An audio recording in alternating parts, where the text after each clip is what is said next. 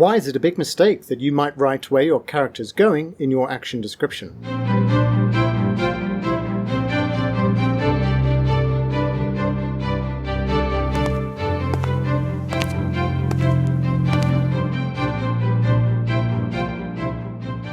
How's it? This is Chop, Screenplay Prep, and your character is going somewhere, but do we really need to know?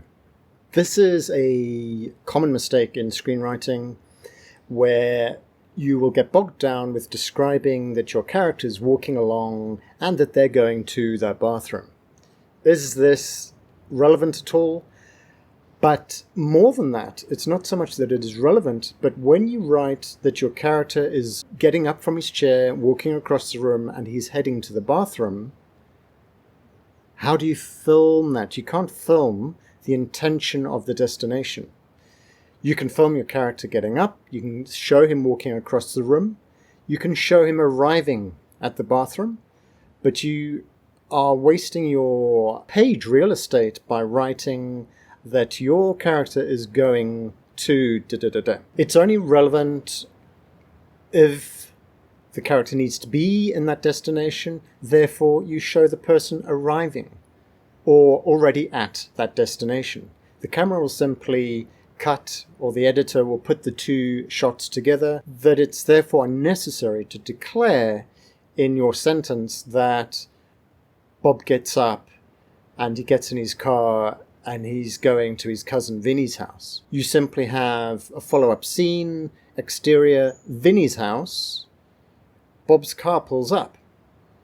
Therefore we arrive at Vinny's house. You do not need to say in the scene before within that action description that Bob is going to Vinny's house. You simply say that Bob gets in his car, pulls out of his driveway, maybe you then have an interior, exterior, or interior car, Bob's car, daytime, Bob drives his car, frustration on his face.